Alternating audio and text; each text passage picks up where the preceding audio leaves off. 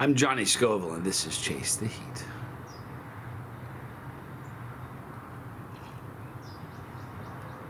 Yes.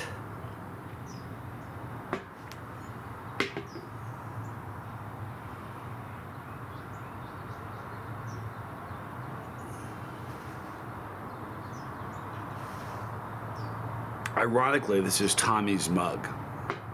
I say ironically because I love Vegemite, and he won't eat it. People, got a beauty today. Carlos Jalapeno Pepper, Consuming Fire. This is Carlos Consuming Fire. Oh, this is cool. I'm with you. This is great. I didn't even see this. I love this. So here's the deal with this. I don't really care if what you believe and what your religion is or anything, but I'm a believer. That's what I am. The nice thing about the bus here is that nobody does that. Nobody attacks anybody for anything like that. They'll attack me for things I say about peppers and hot sauce, but nobody does that. But anyway, on this bottle is Hebrews 12, chapter 12, verse 28 and 29. I don't know what that is. I think it's kind of cool that it's on there. So Carl's Consuming Fire. This is their jalapeno. The reason I grabbed this, listen to this. Last night we had tacos for dinner. I love tacos. I'm of the belief that nobody eats enough tacos. You can't. It's all like chicken wings. You can't eat too many chicken wings. You can have them a lot, and we don't eat them enough. We don't eat tacos enough. There are people saying, "Speak for yourself, dude." The birds are back. There's the red cardinal. Anyway, we had, I thought about this last night. We're like, what kind of sauce can we put on it? The sauce I had was too hot for my mother. Everything around was too hot. Then I remembered this, but I wanted to review it first. So this is going to be put on leftovers today. You believe there's leftover tacos? Just meat and all this stuff. All right, so met them at Fiery Food Festival. We're from Clearwater. So listen to this. Water, jalapeno pepper, onions, cider vinegar, sea salt, citric acid, xanthan gum, and spices. I had an interesting experience at this show where I went to one of the booths, and it wasn't this one, but I'm sure it's going to work with this one. And this is what I said to them. I said, so funny, if you think about how many times you've seen, jalapeno, onion, garlic, or whatever, you see all the same ingredients all the time. How often does somebody... can they put them together in a way that is different or unique? You know what I mean? That is what everybody's striving for. So I grabbed this one because this is something that my mom can eat. You see, here's the deal, people. I'm a chiliad. Mama Scoville, not so much.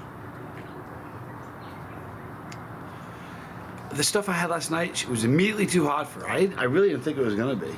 But here's the thing. She made the food, and she thinks she put too much cayenne pepper in it. I thought that was funny. So it may have been a Mama Scoville thing. All right, on a scale from 1 to 5, their heat is a 1. So this is a very low heat sauce. Now, I'll tell you what, it's pretty. There's stuff going on in there. I don't know if you can see it. From right here, you can see it this way. The sun is just making it dance. All right.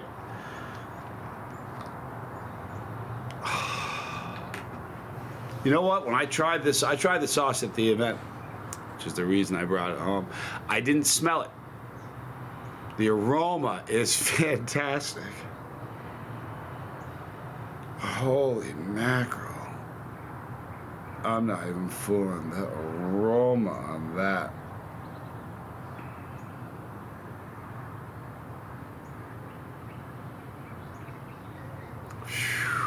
All right, it's been a while since I've done this.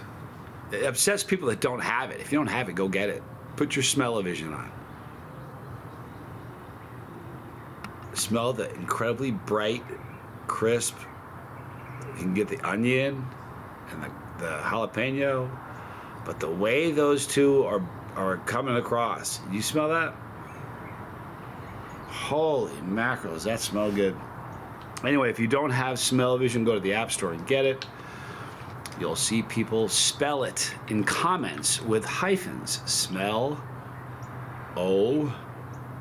with 2 hyphens.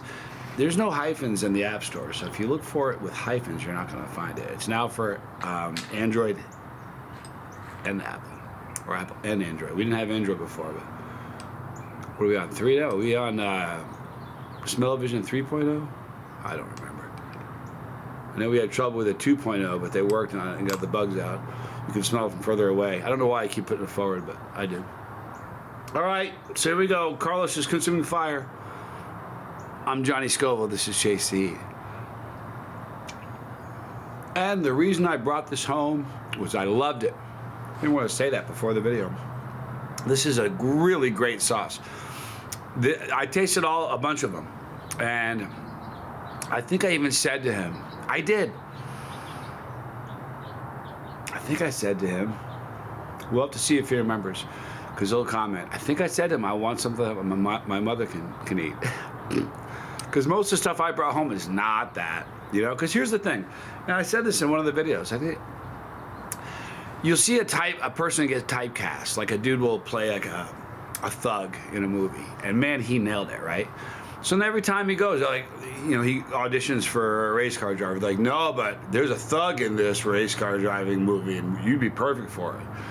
You know what I mean? Or then he goes to, you know, he tries to move on to Shakespeare or something. They're like, yeah, but there's a thug in Shakespeare. He gets typecast. No matter what he does, he's a thug. Well, I'm typecast as the guy that only wants hot stuff. Like over the weekend, there are so many people that say, we have hot, but just not quite as hot as you like it. Honest to God, if you knew, and I would say to them, listen, when I'm at home, my go-to grab is going to be mild to medium. It's true. Honest to God, it's true. But I think I did tell him this is from my mom. The flavor of this is fantastic. It's bright. It's got a great jalapeno flavor. The onion is beautiful. The salt, the balance of the salt is perfect. It's not too salty. The texture is fantastic.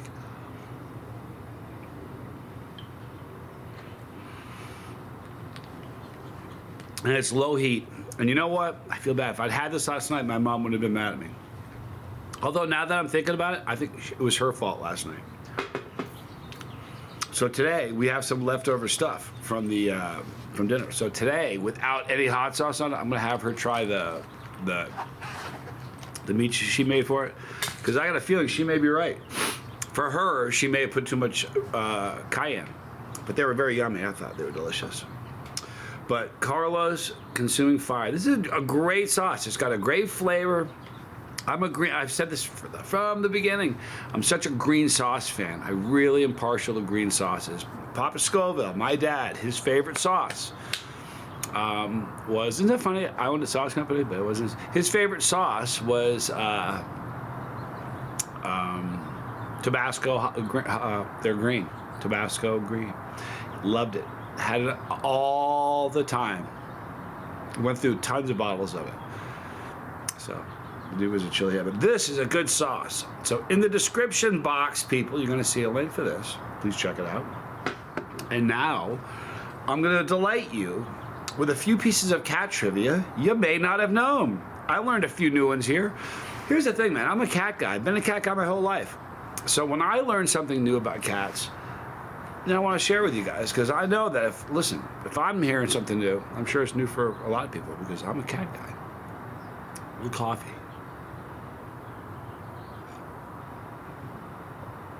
Lovely. Cats. Think about how much a cat costs. I've never bought a cat. The cats I get are rescues, you know what I mean? But there's a cat called an Ashira. An Ashira, what an Ashira is a mix of an Asian leopard and an African serval. And they're domesticated. And domesticated cats. So it's a mix of those three. It's the most expensive domesticated cat on the planet. Take a guess. Take a guess. $125,000 for a pussycat. That's crazy. All right. Cats rely on taurine for health. Did you know that? I didn't. Taurine. Humans and other animals produce taurine naturally. However, felines, cats do not. A cat's diet requires taurine for digestion, for heart health, and for immune system function, and for vision. In nature, they get taurine through prey, like mice and rats and such, and fish. A meat or seafood-based diet is essential for a cat's health. So you gotta make sure your cat's getting taurine in the food. But I would guess that because we know this, most cat food that you buy is gonna have taurine in it, or hopefully it's got meat in it. Domesticated cats originated in Egypt, we know that. Oh, by the way, yeah, let me tell you about this. This is kind of cool. Domesticated cats were in Egypt, right? From 1600, between 1600 and 1500 BC. Scientific research shared by the Library of Congress links domesticated cats. It's a wild cat found in North Africa and Southwest Asia. You know what it's called, right? Sylvestris. It's Felis sylvestris libica. That's why Sylvester. That's why his name is Sylvester. That's where they in Looney Tunes. So they got it from that. All right, the Sylvester cat. How many breeds of cats do you think is? I was floored by this one. Shocked, really. Dozens of breeds of exist. You think, right? Dozens. According to the International Cat Association, cats are recognized by. Take a guess. I mean, think about it in your head. I was thinking, like, if you'd asked me, I would have guessed 20, maybe 30, right? You can rattle off a couple. Everybody can, you know, but 73. There are 73 different breeds of cats recognized by professional competitions. However, new breeds may be added as they're developed. Selkirk Rex, aka the poodle cat, was just added on the list in 2013. I didn't know this one either. Cats have 4 types of hair. 4. Cat's whiskers are one of them. That's one of the 4 types of hairs found in a cat. On hairs, and that is spelled A-W-N, on hairs. They're thin, and they provide insulation. Thick, coarse, pointed guard hairs help with sense of touch and provide insulation also. And secondary hairs are the thinnest and the highest in number, and they provide the downy undercoat used in temperature regulation. Cats' whiskers help them to feel around. This is one I've heard a bunch of. I didn't say it because I wasn't sure, but their whiskers are as wide as their body. All right, that's why they're so important. They know if they go through something, you know, it gets too thin. They're like, they back out. Like curb feelers on their face. Think of it like that. That's what curb feelers are. Outdoor cats contribute to species extinctions. This is crazy. Outdoor cats kill over 2.4 billion birds each year. Cats are and you know that sounds terrible, but I can't wait to see squirrel snag one in the backyard. I know that sounds awful, but they tease her like crazy. Every time she's out here, the birds will come out and they'll sit on the fence and she does a little chatter. She'll get close and they'll fly away. They'll fly 3 feet away and look at her and chatter some more. I kind of hope she gets one day. They're tied to the extinction of 10 different types of reptiles, 45 different types of mammals, 87 different types of bird species as of 2016. It's pretty rough, man. Sorry, I still like cats. Big fan of them. Cats have 18 toes. 18 of them. I don't know if I've said this one on the channel. Most cats, I should say, have 18 toes. There are 5 toes on the front paw, on the 2 front paws, and 4 toes on each back paw. Polydactyl cats, all right, they have extra toes. The famous author Ernest Hemingway was a big fan of them. He had tons of them at his Key West home. In fact, I read somewhere, I don't know if this is true, but I read somewhere that all polydactyl, polydactyl cats can be traced to back to Ernest Hemingway. But I don't know if that's true. Cats have a 3rd eyelid. They have 3 of them. No, I'm not taking that call. 3 eyelids. This is going to be the last one, and then we're going to go on with our day. I've got more stuff for you later. Oh, by the way, it's super important. I should have said this right at the beginning. Thank you so much. Check right now to see if you're unsubscribed. I did a video yesterday where I said, I need your help. Everybody's getting unsubscribed by accident. Over 100 people from watching one video have resubscribed from one video. Please check to make sure that you're still subscribed. It's terrible that they're doing that, but makes a huge difference. Tons of people aren't getting notifications. There's something going on, but please double check right now and make sure you're subscribed. But cats have eyelids like humans, okay?